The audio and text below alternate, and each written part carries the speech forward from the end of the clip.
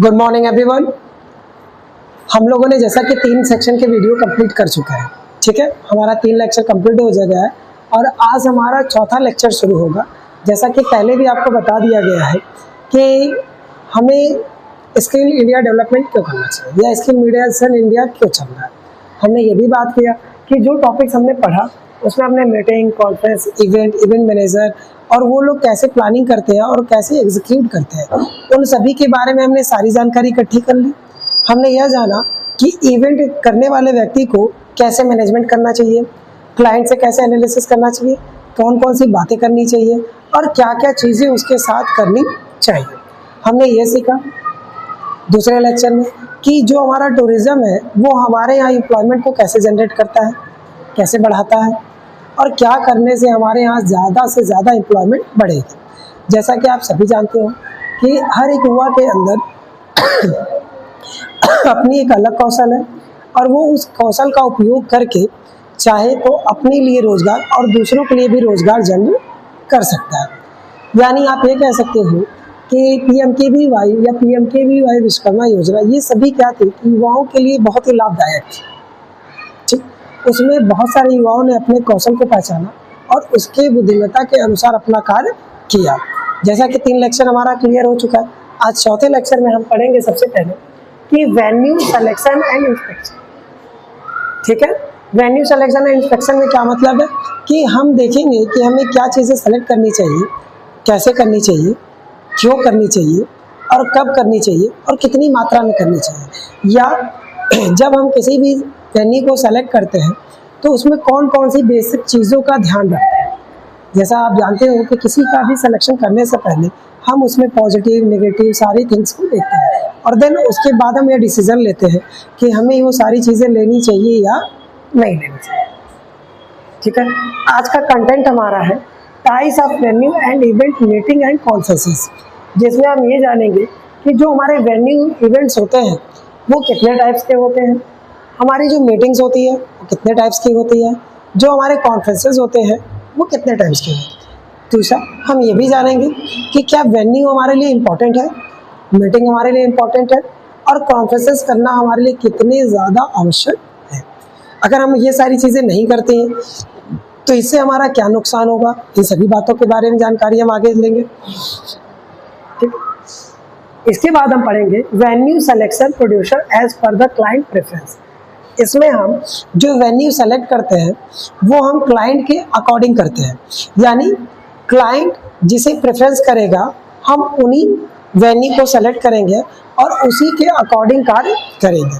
जैसा कि आप सभी जानते हो कि किसी भी इवेंट को सक्सेसफुली करने के लिए हमें क्लाइंट के सारी बातों का ध्यान रखना चाहिए, यानी क्लाइंट जिन जिन चीज़ को रेफरेंस करता है या प्रेफरेंस मांगता है हमें वो चीज़ें उन्हें देनी पड़ती है, जिसकी सहायता से हम सारी चीज़ों को आसानी से कर सकते हैं। और जैसा आप सभी जानते हो कि अगर हम क्लाइंट के प्रेफरेंस के अकॉर्डिंग कार्य करेंगे तो वो कार्य हमारा सही से सही समय पर और आसानी से हो जाएगा, ठीक है। नेक्स्ट आज का हमारा टॉपिक रहेगा inspection method for the facilities eight venue, यानी वेन्यू में क्या क्या फैसिलिटीज़ आपने दी है, कैसे दी है, कौन कौन से फैसिलिटीज़ दी है, इन सभी का जिक्र होगा। हम ये भी ध्यान रखेंगे कि किसी भी प्रकार की किसी को भी दिक्कतें ना हो। दूसरा, एक इवेंट मैनेजर के मैनेजमेंट करते समय ये भी ध्यान रखना चाहिए कि उसने जो जो फैसिलिटीज़ बोली है क्या वो सारी फैसिलिटीज़ वहाँ है या नहीं है। हमें ये भी ध्यान देना चाहिए कि क्लाइंट के अकॉर्डिंग जो जो वेन्यू में हमने लिखा है और जो क्लाइंट ने वेन्यू में बताया है क्या वो सभी फैसिलिटीज़ वहाँ पर हैं या नहीं है, ठीक। दूसरा, जो भी फैसिलिटीज़ है उस फैसिलिटीज़ से किसी भी प्रकार का कोई नुकसान तो नहीं है, हमें इन बातों का ध्यान रखना चाहिए। और इन्हीं सभी के चीज़ों को हम विस्तार से आज पढ़ेंगे। हम ये जानेंगे कि जब इवेंट मैनेजर ने इन सभी चीज़ों को अथॉरिटी क्लाइंट से ली थी तो क्या वो उन बातों पर खरा उतरा है या नहीं। नेक्स्ट, इसके बाद है access and recession information for the selected venue. इसके बाद क्या होगा, हम नेक्स्ट टॉपिक जो है वो पढ़ेंगे कि जो वेन्यू आपने सेलेक्ट की है उसके बारे में क्या सही इन्फॉर्मेशन आपको दी गई है या नहीं दी गई है। जिस इन्फॉर्मेशन की बात हम लोगों ने की थी क्या वो इन्फॉर्मेशन सटीक समय पर आप तक पहुंची है या नहीं, या क्लाइंट ने पूरी इन्फॉर्मेशन दी है या नहीं दी है, या इवेंट मैनेजर ने क्लाइंट को पूरी जानकारी दी है या नहीं दी है। तो इन सभी वेन्यू के बारे में हम पूरी जानकारी आज पढ़ेंगे। जैसा कि आप जानते ही हो कि किसी भी इवेंट को सक्सेसफुली लीड करने के लिए हमें क्लाइंट और इवेंट मैनेजर को, दोनों लोगों को आपस में तालमेल बिठाकर चलना पड़ता है। जब ये सारे लोग आपस में तालमेल बिठाकर चलते हैं तभी वो सक्सेसफुल होगा। जैसा कि वेन्यू में मेंशन किया गया है कि जब भी आप सेलेक्ट करते हो तो उन बातों का ध्यान रखना चाहिए कि जो सिलेक्शन के समय आपने वेन्यू बनाया है क्या वो क्लाइंट के अकॉर्डिंग है या नहीं। इन बातों को हम अभी विस्तार से पढ़ेंगे। जैसा कि आप देख ही रहे हो कि आज के हमारे जो चारों कंटेंट हैं, इन सभी कंटेंट को हम अच्छे से आज पढ़ेंगे और इसके पढ़ने के बाद हम और बेहतर तरीके से इवेंट को करेंगे। ठीक है, तो जैसा कि अब हम आगे बढ़ेंगे और हम यह पढ़ेंगे कि टाइप्स ऑफ इवेंट। वैसे तो जो आपके इवेंट होते हैं वो टोटल 18 टाइप्स के होते हैं, लेकिन हम कुछ यहाँ पर बेसिक इवेंट्स के बारे में ही जानकारी इकट्ठी करेंगे। ठीक है, अब देखिए, जैसे मान लेते हैं पहला ट्रेडिशनल कॉर्पोरेट वेन्यू। ठीक है, ट्रेडिशनल कॉर्पोरेट वेन्यू में क्या होता है कि इसमें हम यह ध्यान रखते हैं कि लोगों को अपनी संस्कृति के अनुसार ही हम इवेंट करवाएं। जैसे अगर मान लीजिए कोई इंडिया में है तो इंडिया के कल्चर के अकॉर्डिंग वो जिस भी इवेंट को चाहे वो करा सकता है। जैसे जयपुर के लोग जो है तो वो जयपुर के अकॉर्डिंग ही अपना ट्रेडिशनल इवेंट करना चाहेंगे। यूपी के लोग यूपी के अकॉर्डिंग अपना ट्रेडिशनल इवेंट करना चाहेंगे। लखनऊ है तो वो लोग लखनऊ के अकॉर्डिंग करना चाहेंगे। जैसे कोई मुंबई से है तो वो मुंबई के अकॉर्डिंग अपना ट्रेडिशनल इवेंट करना चाहेगा। तो देखिए, अब इसमें आता है पहला होटल एंड रिसोर्ट्स। होटल में आपको अलग सुविधाएं मिलेंगी, रिसोर्ट्स में अलग सुविधाएं मिलती हैं। तो हम ये बात देखते हैं कि क्या जो आपको फैसिलिटीज होटल में मिलती है वो रिसोर्ट में नहीं मिलेगी। यानी दोनों जगहों पे आप ध्यान दोगे तो होटल और रिसोर्ट में अलग अलग चीज़ें होती हैं। यानी जैसा आपको इवेंट चाहिए होगा उसके अकॉर्डिंग आपको काम करने पड़ेंगे। दूसरा आते हैं हम लोग कन्वर्सेशन सेंटर। कन्वर्सेशन सेंटर में यह होता है कि सिर्फ आप वहाँ पर बातचीत कर सकते हो। जैसे मीटिंग्स हो गए, हॉल्स हो गए, कॉन्फ्रेंस कॉल्स हो गए, या आप एक बड़ी सभा का आयोजन कर सकते हो। ऐसे इवेंट को आप वहाँ पर सक्सेसफुली कर सकते हो। इसके बाद आते हैं बिजनेस सेंटर्स। इसमें क्या होता है, सिर्फ और कॉर्पोरेट रिलेटेड ही वेन्यू रखते हो। यानी ये जब आप इवेंट करते हो तो इसमें सिर्फ आपके मीटिंग, कॉन्फ्रेंसेस या फिर बोर्ड ऑफ मेंबर्स होते हैं या किसी कंपनी के एम्प्लॉयज़ होते हैं, तो मेंबर्स के अकॉर्डिंग ही वो काम होता है। तो आप उन चीज़ों को आसानी से कर सकते हैं। नेक्स्ट आपका आ जाएगा unique and creative space. Unique and creative space का तात्पर्य यह है कि यहाँ पर आपको देखने के लिए बहुत सारी चीज़ें मिलेंगी। यानी ये एक ऐसी इवेंट होते हैं जहाँ पर यूनिक चीज़ें रखी होती हैं जो प्राचीन तथ्यों से या प्राचीन इतिहासों से जुड़े होते हैं, या उन सभी चीज़ों को हम यहाँ मेंशन करते हैं जो हमारे ट्रेडिशनल को या हमारे सांस्कृतिक को ज़्यादा से ज़्यादा बढ़ाए। इसमें पहला आपका आता है म्यूजिक एंड आर्ट गैलरीज। यहाँ पे क्या होता है कि जितनी भी पौराणिक चीज़ें होती है या जितने भी पुराने चित्र होते हैं उन सभी के एक आर्ट एग्जिबिशन होती है और वहाँ पर इवेंट करके लोग उन्हें बताते हैं कि हमारी जो सांस्कृतिक है या जो हमारी परंपरा है या जो हमारी चीज़ें देश की धरोहर है वो इन सभी चीज़ों में मेंशन की जाती है। आर्ट गैलरीज में आपने देखा होगा कि जितने भी चित्रकार होते हैं वो अपना आर्ट्स उस गैलरीज में ले जाते हैं, रखते हैं और लोगों को दिखाते हैं। यदि किसी को वो आर्ट पसंद आता है तो वो उसे बाई कर सकता है। तो ऐसे इवेंट भी हमें ऑर्गेनाइज करने चाहिए। इसके बाद है यूनिवर्सिटीज़। यूनिवर्सिटीज़ में आप जानते ही हो कि इवेंट होता ही है, हर साल होता है। कभी कभी कॉलेज कॉन्फ्रेंस का होता है, कभी इवेंट आने वाले फ्रेशर्स का होता है, कभी जाने वाले लोगों का होता है, रिटायरमेंट का होता है। तो यूनिवर्सिटीज़ में भी थोड़े थोड़े जो आपके इवेंट होते हैं वो होते रहते हैं। नेक्स्ट आपका होता है कम्युनिटी सेंटर। कम्युनिटी सेंटर में आपका क्या होता है कि जितनी भी कम्युनिटी से रिलेटिव होते हैं उन सभी चीज़ों का इन्वॉल्वमेंट इसमें होता है। यानी आप ये कह सकते हो कि जितने भी आपके कल्चरल प्रोग्राम होते हैं वो इवेंट के अकॉर्डिंग ही किए जाते हैं और हम इस बात का ध्यान रखते हैं कि वो सभी चीज़ें टाइमली और ग्रैंड सक्सेसफुल हो। इसमें आपके इवेंट मैनेजर और वहाँ के जितने भी एम्प्लॉयज़ होंगे उन सभी का अच्छे से रोल होता है। और हम इस बात का ध्यान रखते हैं कि किसी भी प्रकार की कोई भी कमी नहीं आनी चाहिए। दूसरा, हम ये भी ध्यान रखते हैं कि ये सभी चीज़ें हमें जब प्रोवाइड करते हैं तो इन सभी चीज़ों को प्रोवाइड करते समय, चाहे वो होटल्स हो, रिसोर्ट हो, कन्वर्सेशन हो, बिजनेस सेंटर्स हो या यूनिक एंड क्रिएटिव स्पेस हो, तो इन सभी पर यह फोकस करना चाहिए कि कोई भी इवेंट या गेस्ट या इवेंट मैनेजर किसी भी प्रॉब्लम में ना हो। जैसा कि आपको पहले भी बताया गया था कि इन सभी चीज़ों को अच्छे से करना चाहिए। प्रेफरेंस मैपिंग, यानी जब हम क्लाइंट के पास जाते हैं तो हम उसके पूरे मैपिंग करते हैं और प्रेफरेंस का ध्यान रखते हैं, यानी क्लाइंट जिन जिन चीज़ों की डिमांड करता है उन पर हमारा पूरा फोकस होता है। जैसे में देखिए, ऑब्जेक्टिव एंड वाई, हम ये देखते हैं कि जो काम हम कर रहे हैं वो किस उद्देश्य से हो रहा है, उस पर कोई प्रेफरेंस होने वाला है या नहीं होने वाला है, क्लाइंट का उस पर मन है या नहीं है। ठीक है, इसके बाद है capacity and layout. Capacity means कि जो हम काम करने जा रहे हैं क्या उस काम को करने के लिए हमारे पास कैपेसिटी है या नहीं है।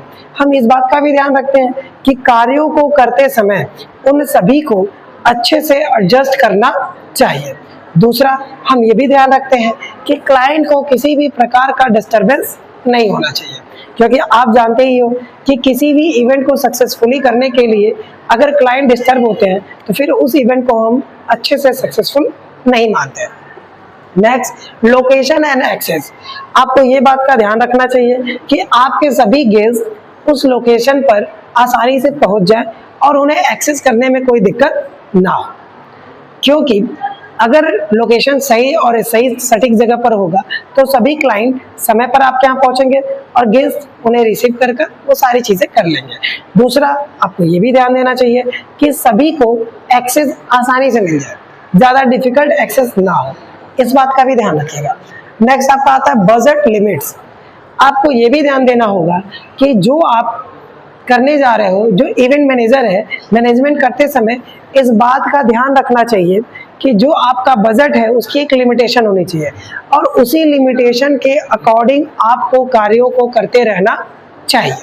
नेक्स्ट हमारा आता है रिसर्च एंड शॉर्टलिस्टिंग, यानी आप जितना ज़्यादा से ज़्यादा अपने इवेंट के बारे में रिसर्च करोगे और शॉर्ट लिस्टेड करोगे कि आपको कौन कौन से कार्य करने हैं और कौन कौन से कार्य नहीं करने हैं, तो आपके लिए ज़्यादा से ज़्यादा वो सक्सेसफुल हो सकता है। नेक्स्ट, मार्केट सर्च, यानी आपको ये ध्यान देना चाहिए कि जो आप करने जा रहे हो क्या मार्केट में उसकी वैल्यू है या नहीं है, मार्केट में उसकी डिमांड है या नहीं है। जो कल्चर हो या फिर आपकी जितनी भी रिसर्च हुई है क्या वो मार्केट में वैल्यूएबल है या नहीं है, या मार्केट उसे आगे बढ़ा सकता है या नहीं, क्या वो मार्केट के अकॉर्डिंग काम कर सकते हैं या नहीं कर सकते। सेकेंड, फीचर चेक, यानी आपको ये भी चेक करना चाहिए कि इन फ्यूचर क्या वो फीचर्स काम आने वाले हैं या नहीं आने वाले। अगर आने वाले हैं तो उनमें आप और क्या बेहतर करके उनको और बेहतर तरीके से रिप्रेजेंट कर सकते हो। आपको ये भी देना चाहिए कि जो आज के युवा हैं वो स्किल डेवलपमेंट कोई कोर्सेज पर ध्यान देते चाहिए, क्योंकि अगर हम युवाओं के कौशल का अच्छे से निरीक्षण कर उनमें निखार लाए तो निसंदेह वो रोजगारों का सृजन कर सकते हैं और वो करने में सक्षम भी होंगे। अगला है आपका वेंडर पॉलिसीज, यानी आपके जितने भी दुकानदार हैं, छोटे फुटकर या थोक, उन सभी के लिए पॉलिसीज बनानी चाहिए जिससे कि वो आसानी से उन सभी चीज़ों को समझ सकें। और वो समझने के बाद आपको भी पता है कि अगर आपकी पॉलिसीज को वेंडर भी समझ गए तो कहीं ना कहीं आपकी डिमांड बढ़ेगी और हर क्षेत्र में लोग आपकी ही वाहवाही करेंगे और हमेशा आपसे इवेंट कराने के लिए प्रोत्साहित रहेंगे, क्योंकि आप सभी जानते हो कि जिस व्यक्ति की डिमांड होती है लोग चाहते हैं कि वही उन कार्यों को करे। अगला आपका आता है इवैल्यूएशन एंड फाइनल सिलेक्शन। इसमें क्या होता है कि हम पूरी तरीके से जितने भी रिकैप होती है या जितने भी मीटिंग्स होती हैं, जितने भी कॉन्फ्रेंसेस होते हैं, उन सभी में इन सभी बातों का डिस्कशन करते हैं और लास्ट में चलकर यह डिसीजन लेते हैं। उसमें क्या होता है कि जब हम इवैल्यूएशन करते हैं, फाइनल सिलेक्शन करते हैं, तो सबसे पहले हम यह ध्यान रखते हैं साइट विजिट्स का। साइट विजिट्स मतलब जहाँ पर हमारा परफॉर्मेंस होने वाला है या जहाँ पर हमारी चीज़ें लोकेट होंगी या जहाँ पर हमारा इवेंट चलेगा, उन सभी जगहों पर हमें वो सारी चीज़ें करने के लिए साइट को विजिट करनी पड़ती है। नेक्स्ट आपका आ जाएगा क्लाइंट रिव्यू। इसमें क्या होता है कि क्लाइंट से जुड़े हर रिव्यू को हम लेते हैं, चाहे वो पॉजिटिव हो चाहे वो निगेटिव हो, क्योंकि क्लाइंट ही हमें बताता है कि उसे हमारा इवेंट पसंद आया है या ओवरऑल पसंद नहीं आया, क्योंकि रिव्यू ही यह एक चीज है जिससे हमें यह पता चलता है कि हमें अपने कार्यों में क्या बदलाव करते रहनी चाहिए। ठीक है, नेक्स्ट आपका आता है कॉन्ट्रैक्ट साइनिंग। और जब ये सभी रिव्यू क्लियर होते हैं और सारी फंक्शन या सारी लोकेलिटी आप जब एक कैपेसिटी के अकॉर्डिंग सारे कार्य कर लेते हो, तो फिर जाकर आपको कॉन्ट्रैक्ट साइन करना पड़ता है। यानी आप ये कह सकते हो कि जब भी आप इवेंट मैनेजमेंट करते हो तो उस समय क्लाइंट के लिए आपको ये सारी चीजें करना कंपल्सरी है। यानी अगर इन बेसिक चीजों का आप ध्यान रखते हो तो कहीं ना कहीं आपको क्लाइंट्स की परफॉर्मेंस रिव्यू या फिर जितनी भी रोड मैपिंग होगी, ये उन सभी में आपको आसानी से वो कार्य कर सकते हो और आपको ज़्यादा से ज़्यादा क्लाइंट मिल सकते हैं। क्योंकि आप सभी जानते हो कि जितना अच्छा आपका ये सारी परफॉर्मेंस होगी उतने ही ज़्यादा आपको नेक्स्ट टाइम क्लाइंट मिलते जाएंगे। और एक इवेंट मैनेजमेंट में हम लोगों को इन्हीं बेसिक चीज़ों का ध्यान देना पड़ता है और इन बातों का भी ध्यान देना चाहिए कि कभी भी किसी भी डिफिकल्ट सिचुएशन के लिए आपके पास पहले से ही यानी पूर्व निर्धारित योजनाएं होनी चाहिए कि अगर कोई प्रॉब्लम होती है या कोई अचानक चीज़ें होती हैं तो उन सभी चीज़ों से आप कैसे बचोगे या उन सभी चीज़ों को आप कैसे दूर करोगे। जैसा कि आप जानते हो कि हर एक इवेंट में कुछ न कुछ ऐसे असामाजिक तत्व होते हैं जो हमें ना चाहते हुए भी प्रभावित करते हैं, तो उन सभी चीज़ों के लिए भी आपके पास एक बेहतर प्लान होना चाहिए। ठीक है, नेक्स्ट हेडिंग है हमारा inspection methods for the facilities for venue. यानी हम इसमें यह देखेंगे कि हमारी जो फैसिलिटीज है वो वेन्यू के अकॉर्डिंग है या नहीं, या जब हम कार्य करते हैं तो क्या वो हमारी फैसिलिटीज को इम्पैक्ट करता है या नहीं करेगा। यानी इन बातों का हम ध्यान रखेंगे कि हमें कौन कौन से मेथड यूज करने चाहिए जो कि हमारी वेन्यू की फैसिलिटीज के अकॉर्डिंग हो और जिससे हमें ज्यादा से ज्यादा लाभ मिले। दूसरा, इंस्पेक्शन करते समय हमें यह ध्यान रखना चाहिए कि हमें अपने अनुभवी लोगों को लेकर जाना चाहिए, यानी जो वेल एक्सपीरियंस हो। इंस्पेक्शन मेथड में फॉर फैसिलिटीज ऑफ वेन्यू, तो देखिए जब भी होता है तो इसमें पहले हम ध्यान देते हैं फिजिकल एंड सेफ्टी ऑडिट्स। यानी आपके जितने भी लोग हैं क्या उन लोगों की सेफ्टी का ध्यान रखा गया है या नहीं रखा गया।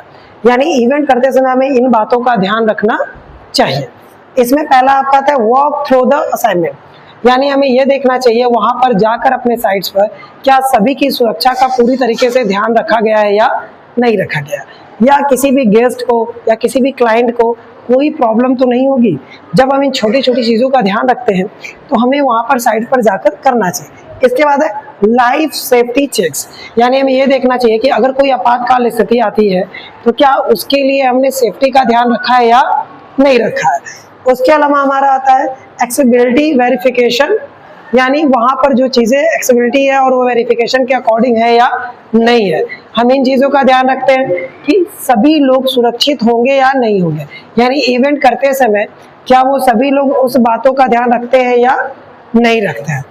ठीक है, इसके बाद हमारा टेक्निकल सिस्टम टेस्टिंग। यानी हमारे जो टेक्निकल चीज़ें हैं क्या वो सही से पॉसिबिलिटी के अकॉर्डिंग काम कर रही हैं या नहीं कर रही है। इन सभी चीज़ों का हमें एक बार रीचेक कर लेना चाहिए इवेंट शुरू होने से पहले। ठीक है, इसमें पहला इंफ्रास्ट्रक्चर टेस्ट। यानी वहाँ के आसपास के एरिया को हमें टेक्निकली चेक कर लेना चाहिए कि वो सभी चीज़ें पॉसिबिलिटी के अकॉर्डिंग सही चल रही हैं या नहीं। ठीक है, नेक्स्ट आपका एवीएम फंक्शनलिटी।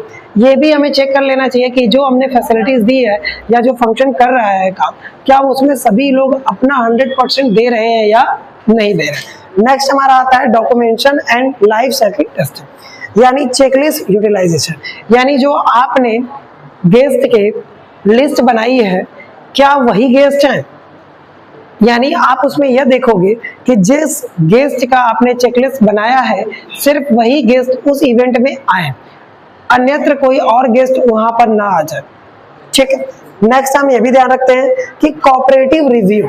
यानी अगर हमारा कोई ऐसा फंक्शन है जिसमें कॉर्पोरेट से जुड़े लोग आए हैं, ठीक है, तो उन लोगों का रिव्यू कैसा है, क्या वो अच्छे रिव्यू देते हैं या नहीं देते हैं।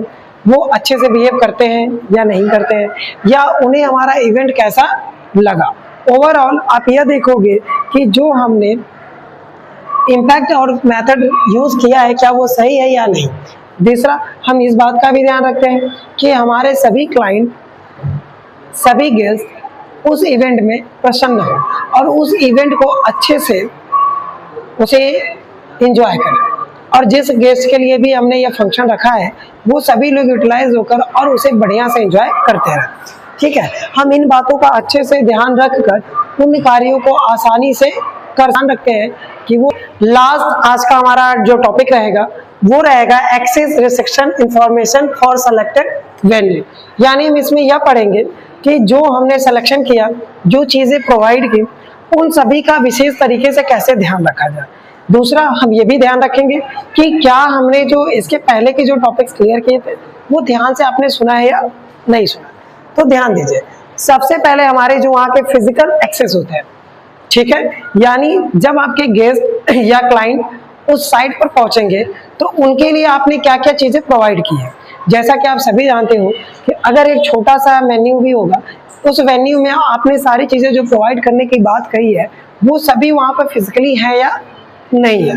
आपको इस बात का भी ध्यान देना चाहिए कि जो आपके गेस्ट आएंगे, जो आपके क्लाइंट आएंगे, उनके लिए आपने पार्किंग की व्यवस्था की है या नहीं की है। दूसरा, आप ये भी ध्यान रखोगे कि जो आपका इवेंट हो रहा है क्या उसमें ज्यादा साउंड पॉल्यूशन तो नहीं हो रहा है। इन सभी छोटी छोटी चीजों का आपको ध्यान रखना पड़ेगा। दूसरा, आपको ये भी ध्यान देना है कि आपके इवेंट में किसी भी प्रकार की ऐसी असामाजिक तत्वों का प्रयोग नहीं होना चाहिए जिसे गवर्नमेंट मना करती है। आपको ये भी देना चाहिए कि इवेंट में आप पूरी तरीके से नीट एंड क्लीन होना चाहिए, यानी साफ सुथरा आपका इवेंट होना चाहिए। आपके इवेंट के से किसी भी प्रकार की कोई भी डस्ट या गंदगी या साउंड पॉल्यूशन, ये सारी चीजें फैलनी नहीं चाहिए। अब आते हैं, सबसे पहले स्टे फ्री पास, यानी सभी लोगों को आपको एक पास दे देना चाहिए जो वहां पर वो ले जाए और आसानी से उन सभी चीजों को कर सके। ठीक है, इसके बाद आपको सभी गेस्ट के लिए या इवेंट में पार्टिसिपेट करने वाले सभी लोगों के लिए या इवेंट में जो सभी लोग आ रहे हैं सभी के लिए एक रेस्ट रूम बनाना चाहिए। उस रेस्ट रूम से वो सारी चीजें करते हुए जाना चाहिए। ठीक है, नेक्स्ट आपका पार्किंग। ठीक है, किसी भी इवेंट के लिए ये 3 सबसे प्रमुख चीजें होती हैं। अगर कहा जाए तो किसी भी इवेंट को करने के लिए सबसे पहले तो क्लाइंट के लिए आपके पास रेस्ट रूम होना चाहिए, देन आपके पास उनके पास पार्किंग के लिए एरिया होना चाहिए कि जो भी क्लाइंट या जो भी गेस्ट आपके इवेंट में आए तो वो आसानी से अपने कार्स, बाइक, स्कूटीज ये आसानी से वो खड़ा कर सके, जिससे कि वो आपके इवेंट में ज्यादा से ज्यादा देर तक पार्टिसिपेट कर सके। ठीक है, नेक्स्ट आपका आता है ऑपरेशनल रिस्ट्रिक्शन यानी केटरिंग पॉलिसीज। आपको ये ध्यान देना चाहिए कि जो आपने खाने का मेन्यू बनाया है क्या वो पॉलिसी के अकॉर्डिंग है या नहीं है, क्योंकि आप जानते हो कि हर एक इवेंट में कुछ ऐसे लोग भी आते हैं जिन्हें कुछ चीजें मना होती है खाना, तो उसके अकॉर्डिंग आपकी पॉलिसीज बनी है या नहीं बनी है। यानी आपके क्लाइंट के हेल्थ पर आपके मेन्यू का किसी भी प्रकार का प्रभाव नहीं पड़ना चाहिए। यानी कैटरिंग वाले ने जो भी चीजें बनाई है उसका आपको पर्सनली जाकर ध्यान देना चाहिए कि क्या वो गेस्ट के खाने योग्य है या नहीं है। नेक्स्ट आपका टाइम लिमिट। आपको ये भी ध्यान देना चाहिए कि जो आपने इवेंट ऑर्गेनाइज किया है उसकी एक टाइम लिमिट होनी चाहिए और उसी टाइम के अकॉर्डिंग वो सारी चीजें समाप्त हो जानी चाहिए, जिससे कि हमारा जो इवेंट होगा वो प्रेफरेंस और ज्यादा ही सक्सेसफुल रहेगा। इसके बाद आता है हमारा नॉइज एंड कैपेसिटी। देखिए, नॉइज जैसा कि आप सभी लोग जानते हो कि भारत जैसे देश में भी 10 में से 6 लोग हार्ट के मरीज हैं जिन्हें ज्यादा साउंड पोल्यूशन होने की वजह से हार्ट में दिक्कत होता है। तो आपने गौर किया होगा कि हर स्टेट में, हर डिस्ट्रिक्ट में, या आप कह सकते हो कि पूरे ओवरऑल इंडिया 10 बजे के बाद रात में साउंड पोल्यूशन नहीं होना चाहिए, ये गवर्नमेंट कहती है। तो आपको इस बात का भी ध्यान रखना चाहिए कि आपके इवेंट की वजह से ज्यादा साउंड पोल्यूशन ना हो। ठीक है, उसके अलावा कैपेसिटी, यानी आपके पास जितनी कैपेसिटी है उसी के अकॉर्डिंग आपको अपने इवेंट को मैनेज करना चाहिए। यानी आप ओवरऑल ये कह सकते हो कि आपने जब पूरी तरीके से रोड मैप तैयार किया और उसे ध्यान रखा और एक इवेंट ऑर्गेनाइज किया, तो इवेंट ऑर्गेनाइज करते समय आपको इन बेसिक चीज़ों के बारे में जानकारी होनी चाहिए। जैसा कि आपने देखा कि हमने पूरी तरीके से एक बात की कि आप वेन्यू को कैसे सेलेक्ट कर सकते हो, वेन्यू के लिए क्या कर सकते हो, वेन्यू के लिए क्या ज़रूरी होना चाहिए, वेन्यू के लिए क्या ज़रूरी नहीं होना चाहिए। उसके अलावा हमने ये भी बात की कि वेन्यू के अकॉर्डिंग आप चलते हो तो कहीं ना कहीं आपका जो इवेंट है वो बहुत ही ज़्यादा सक्सेसफुल होता है।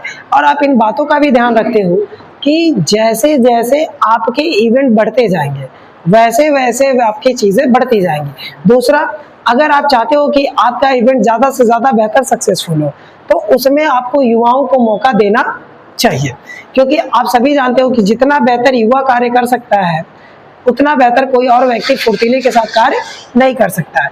दूसरा, आपको युवाओं को मौका देने से ये भी फायदा रहेगा कि उन्हें रोजगार मिलेगा और आपको कार्य करने के लिए एक व्यक्ति मिल जाएगा।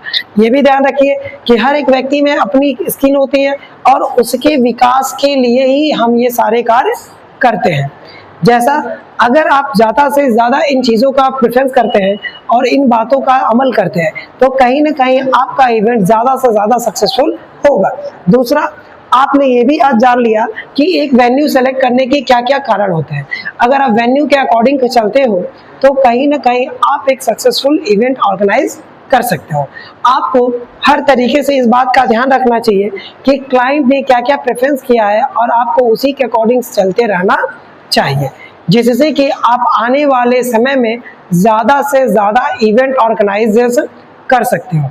और ये भी ध्यान देना कि जो इवेंट आप ऑर्गेनाइज कर रहे हो क्या वो ट्रेडिशनल है, कॉर्पोरेट है, या जहाँ पर ऑर्गेनाइज कर रहे हो क्या इवेंट वो वहाँ के अकॉर्डिंग ही है या नहीं है।